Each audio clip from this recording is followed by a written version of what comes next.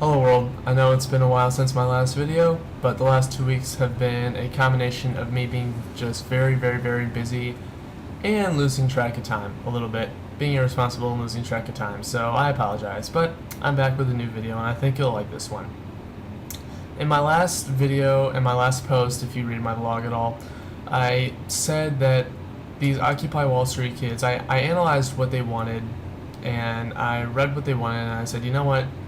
They're just kids who are throwing a tantrum. If you ignore them, they'll go away. But these past few days, it kind of hit me.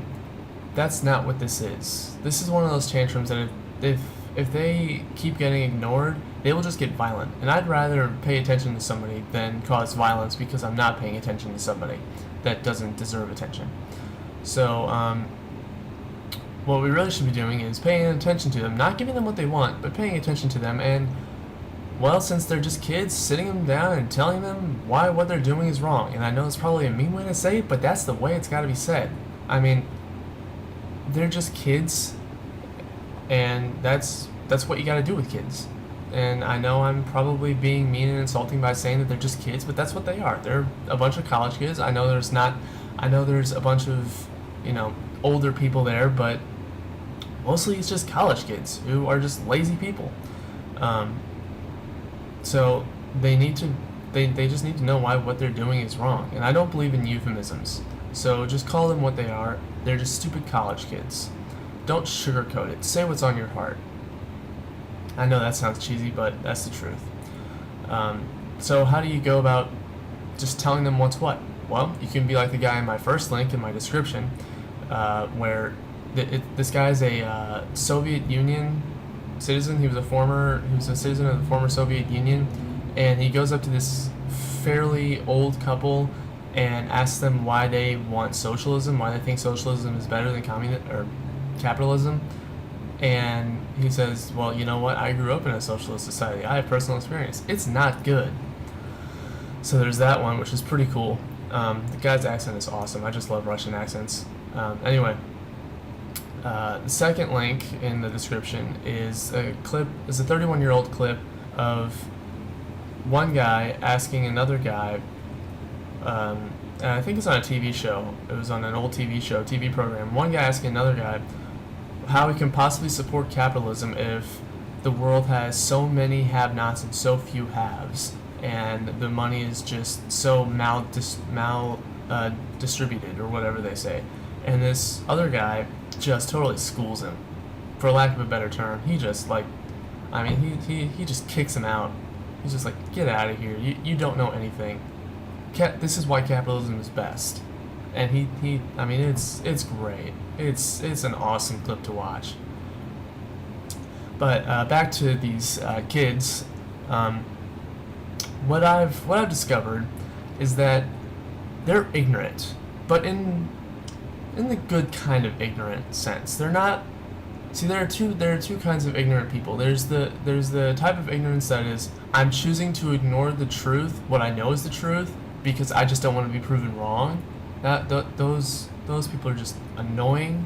They annoy the hell out of me. But there's also another kind of ignorant person, and I think that's mostly what these Wall Street people are made of, or these Occupy Wall Street people are made of. And that's the type of ignorance that they just haven't been exposed to the truth yet. So simply because they just don't know what it is, because they just haven't been exposed to it. I mean, I know people who don't support capitalism because they just don't know the wonders that it brings the world. And I think most of this, well, not most of this, some of this has to do with the schools. I mean, I know in my junior year U.S. history class, our teacher focused on when we got to the industrial era. She focused on the robber barons and the few John D. Rockefeller scandals that were out there. She talked about Henry Ford and the Model T and Thomas Edison and the light bulb and all that stuff, but the most important thing that she never even mentioned was they didn't get any government assistance. They did it all on their own their own money, their own materials. They got no help from the government whatsoever. That is free enterprise to the max. So that's good capitalism there for you. But of course, most of it is the media. I mean, at some point along the line, I'd like to say early 20th century, because that's when muckraking started to happen, which is just the sensational journalism that I hate with a fiery, fiery passion of 1,000 suns. At some point, the media decided not to cover the successes of businesses and just cover the scandals. They, like, in the early 20th century, there's a journalist, a muckraker journalist, so not really a journalist, just somebody out to get dirt on Rockefeller's business, called Ida Tarbell. Her name was Ida Tarbell. You may or may not have heard of her, but early in the 20th century, she wrote this huge piece. I mean, it's massive. It was kind of an expose on some shady deals that John D. Rockefeller had been making with his Standard Oil Company. And, I mean, number one, these shady deals weren't actually illegal back then. Maybe a little unethical, but, I mean, sometimes you gotta do what you gotta do to keep a business afloat, especially in a government where business is not encouraged. Free enterprise is not encouraged. But the second thing is that it brought people's attention away from the immense success of the Standard Oil Company. I mean, the fact that John D. Rockefeller was able to make oil so unbelievably affordable, when he died, he was officially, and this has not been surpassed by anybody, not Bill Gates, not Steve Jobs, nobody has surpassed this, he is still the richest man in the history of the world when he died. Because his business, and from his wealth came from a business practice that actually benefited people. So there you go. You have business practices that benefit people and reward that person who came up with it. He died an ungodly rich man, the richest in the history of the world, and that has not been surpassed yet. So stop focusing on the few scandals that a few companies might come across in their lifetimes. Focus on the successes. Good businesses like Standard Oil Company, Carnegie Steel, Henry Ford's assembly line.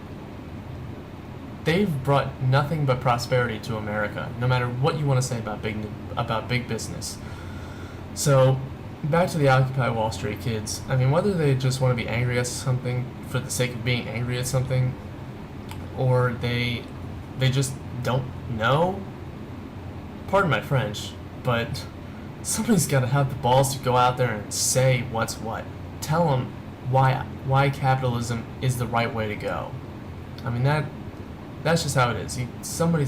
We've all, really, not just somebody, we've all got to go out there and say, here's why capitalism works, and here's why what you're doing is not correct.